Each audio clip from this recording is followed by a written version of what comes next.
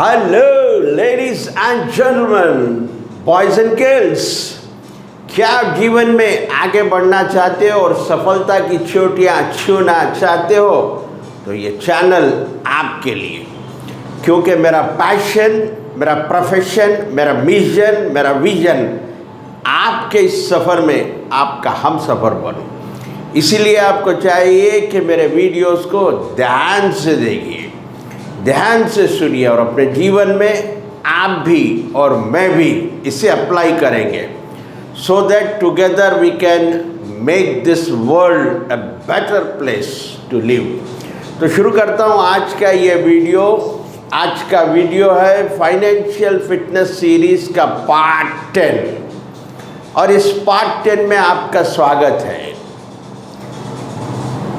ये series financial fitness series बनाने का कारण है, मैं आपको फाइनेंशियली फिट लाइफ में आगे बढ़ते हुए, चमकते हुए, ग्रो होते हुए, एक लेवल से दूसरे लेवल पर पहुंचते हुए देखना चाहता हूं। अगर हमें लाइफ में आगे बढ़ना है और सफलता की चोटियां छूना चाहते हैं हम, तो हमें चाहिए कि हम वो करें जो रिच लोग करते हैं। रिच आदमियों में और पुअर आदमी में एक फ़र्क होता है, वो है एसेट्स और लायबिलिटीज़ का। रिच आदमी हमेशा एसेट्स पे फोकस करता है, एसेट्स में इन्वेस्ट करता है और अपनी वेल्थ को मैक्सिमाइज, मल्टीप्लाई करता है, जबकि पुअर आदमी वो लायबिलिटी को एसेट समझने लगता है और वो उसमें इन्वेस्ट करता है, इसलिए वो वेल्थ मल्टीप्लाई नहीं कर सकता, वेल्थ मैक्सिमाइज नहीं कर सकता। तो सबसे पहले हमें एसेट और लायबिलिटी को समझना होगा, इसका फ़र्क को समझना होगा, इसके डिफरेंस को समझना होगा। एसेट वो चीज़ है जो आपके पॉकेट में कुछ पैसे लाकर डालती है, उसे एसेट्स कहते हैं। जो वस्तु, जो चीज़ आपके पॉकेट से पैसे निकालती है वो लायबिलिटीज़ है। हम कुछ एग्जाम्पल से इसे समझने की कोशिश करेंगे। सबसे पहले हम एग्जाम्पल लेंगे हाउस का, घर का।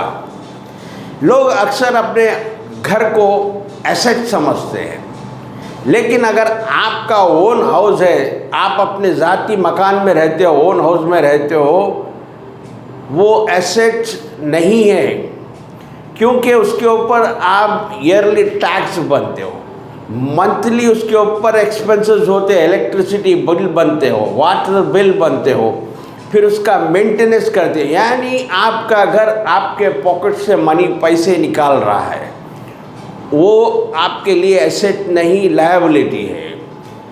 और पुअर और मिडिल क्लास यही गलती करते हैं, वो अपार्टमेंट हुआ या इंडिपेंडेंट घर हुआ, वो लोन पर ले लेते हैं, 10-20% इनिशियल पेमेंट करते हैं और रिमेनिंग 20 साल 25 साल के लिए EMI करते। वो उनके लिए लायबिलिटी है, एसेट नहीं होता।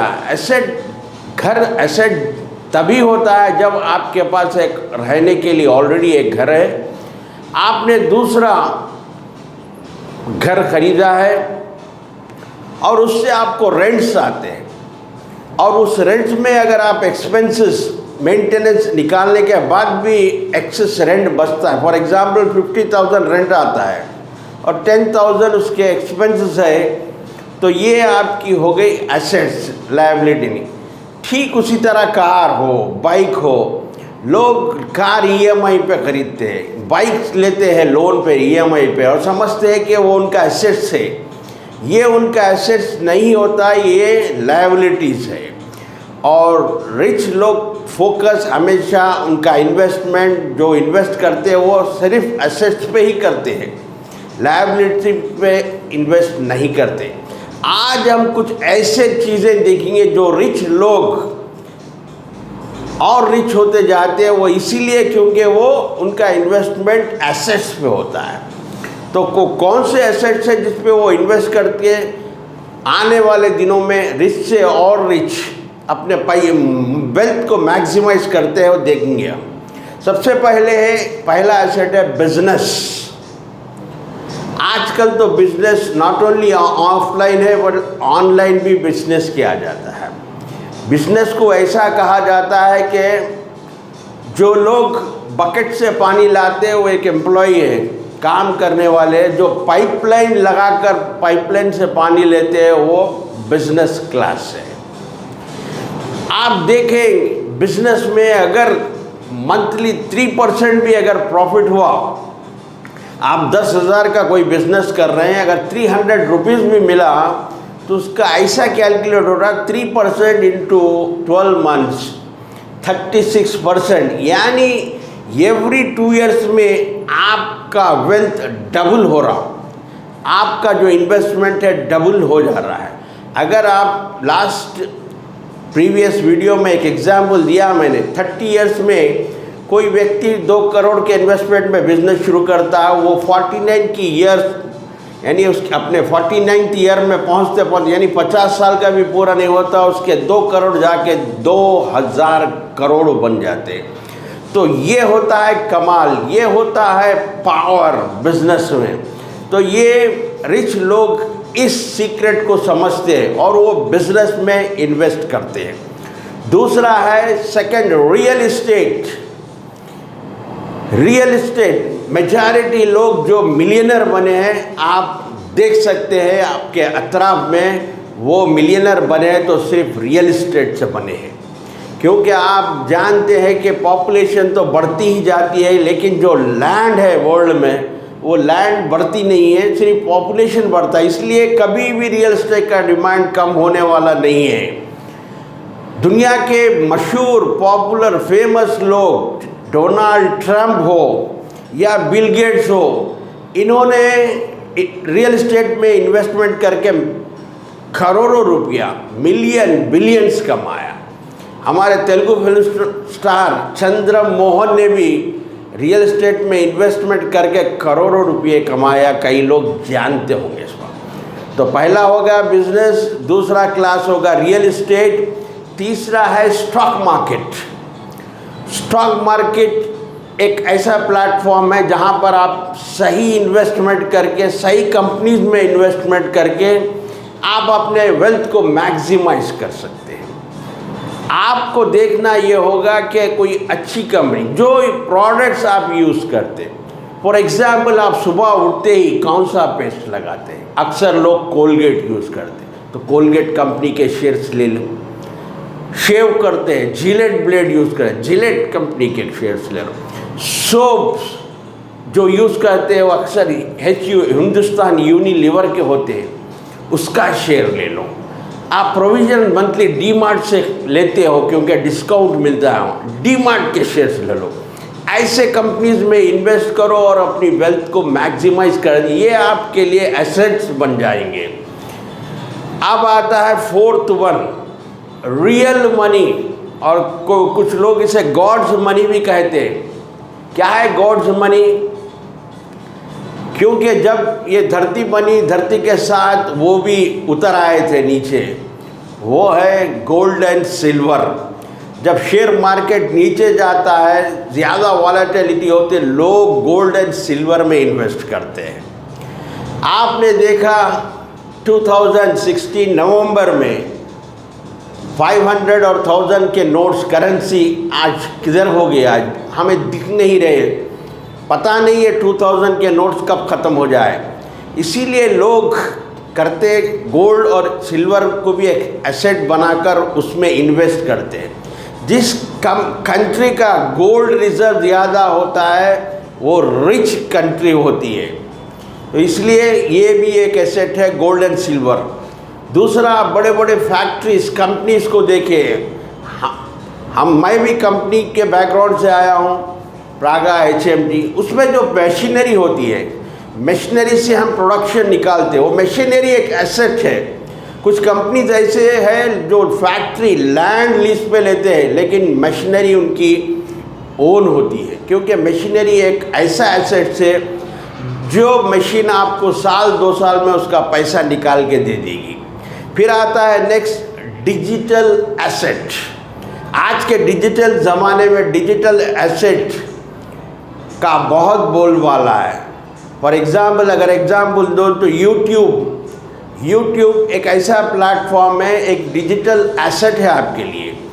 यूट्यूब पे जो आप प्रोग्राम, आप चैनल है, आप उसके ऊपर कोई एजुकेशनल वीडियो, कॉमेडी वीडियो या किचन के पकवान का, कुकिंग का आजकल बहुत चल रहा है। कुकिंग के चैनल तो बहुत चल रहे हैं, एंटरटेनमेंट चैनल भी बहुत चल रहे हैं। लोग एजुकेशन पे उतना अभी अट्रैक्ट नहीं हो रहे हैं। आप देखें डिजिटल कोर्सेस, आज ऑनलाइन कोर्सेस बहुत आ रहे हैं। यूडेमी एक साइट है, इंटरनेशनल साइट है यूडेमी, उसमें आपको कई कोर्स, ऑनलाइन कोर्स मिलेंगे। तो ये भी एक डिजिटल एसेट्स होता है। आप कोई कोर्स बनाइए, यूडेमी पे अपलोड कीजिए, वो आपको कंटिन्यू आपको इनकम देगा, वो एक आपका एसेट होगा। फिर आते हैं म्यूचुअल फंड, जो शेयर मार्केट में डायरेक्ट शेयर्स में इन्वेस्ट नहीं कर सकते, उतनी नॉलेज नहीं है, तो वो म्यूचुअल फंड में इन्वेस्ट कर सकते। म्यूचुअल फंड एक एसेट है। म्यूचुअल फंड को मैनेज करने वाला एक फंड मैनेजर होता है, जो नॉमिनल कुछ अपना कमीशन लेकर आपके पोर्टफोलियो को मैनेज करता है। तो म्यूचुअल फंड व गवर्नमेंट बॉन्ड्स में, गवर्नमेंट बॉन्ड्स आपको एफडी से ज़्यादा रिटर्न देते हैं, तो वो एक एसेट्स है। फिर नेक्स्ट आता है पीपल, मैन पावर। क्या आप में से कितने लोग ये समझते हैं कि people are assets? People really asset? क्या लोग पीपल एसेट्स होते हैं? आपका जवाब अगर हाँ में है तो आप गलत है। People are not asset, only good people are assets, rest others are liabilities. तो अच्छे लोग आपके एसेट होते हैं। आपके साथ जो काम करते हैं, आपके एम्प्लॉयज़, आप टाटा ग्रुप को देखो, आदित्य ग्रुप को देखो, ये लोग अपने एम्प्लॉयज़ को बहुत वैल्यू देते हैं, क्योंकि उनका असल एसेट है मैन पावर, असल एसेट है उनका एम्प्लॉयज़, पीपल। मैं लास्ट एक प्रीवियस वीडियो में एक एग्जाम्पल दिया सऊदी ढोलकिया जी का, जो अपने एम्प्लॉयज़ के वेलफेयर के लिए कार्स दिए, हाउसेस तक दिए वो गिफ्ट में, क्योंकि उन्हें मालूम है कि अच्छे लोग, good people are real assets. फिर नेक्स्ट आता है कैश। कहा करते हैं कि कहावत है कि cash is king. Cash is king इसलिए कहा जाता है कि अक्सर मारवाड़ी लोग कैश रखते हैं, क्योंकि अगर कोई अच्छी सी अपॉर्चुनिटी आई तो उसे इनकैश कर लेते हैं। कोई रियल स्टेट में इन्वेस्टमेंट या किसी में अगर आपके पास कैश है, हार्ड कैश है, तो आपको डिस्काउंट में मिल जाती जो कोई चीज़ आप बाई करना चाहते हैं। फॉर एग्ज़ाम्पल यहाँ पर एक चीज़ मुझे अभी याद आई, फ्लाई ऐश का एक कॉन्ट्रैक्ट था जो पर डे 300 टन यूज़ होता था उसको, और उसे जो सप्लाई करने वाला था 1000 रुपीज़ पर टन दे रहा था। एक नया बंदा सप्लाई करने के लिए आया और वो 900 रुपीज़ टन देने के लिए तैयार होगा, लेकिन उसका एक ही कंडीशन था कि मुझे कैश चाहिए ऑन डिलीवरी। लेकिन अक्सर ये ऐसे बिजनेसेस में 15 दिन, महीने का साइट रहता, क्रेडिट रहता, फैसिलिटी रहती। तो ये बोल रहा है कैश अगर मुझे देंगे तो मैं 1000 के जगह आपको 900 रुपीज़ टन। अगर 900 से अगर कैश रह के अगर 900 में बाई करते हैं तो रोज़ के आपको कितने 30,000 रुपीज़ का प्रॉफिट, 30,000 इंटू 30 डेज 9 lakhs, और एवरी ईयर को अगर कैलकुलेट करें 9 इंटू 12 1.08 करोड़ का फ़ायदा होता अगर आपके पास कैश इन हैंड रहा। तो वही 1 करोड़ आप अपने एम्प्लॉयज़ को सैलरीज वगैरह देने में आप लगा सकते हैं या स्पेंड कर सकते हैं। तो ये रहा कैश इन हैंड, इसलिए कहते हैं कैश इज किंग। फिर last and not the least आपका नेटवर्क। कहावत है network is your net worth. कोई भी सेल्स, कोई भी बिजनेस ग्रो होने का उसके पीछे उसका सीक्रेट होता है उसका नेटवर्क आपके साथ कैसे लोग हैं।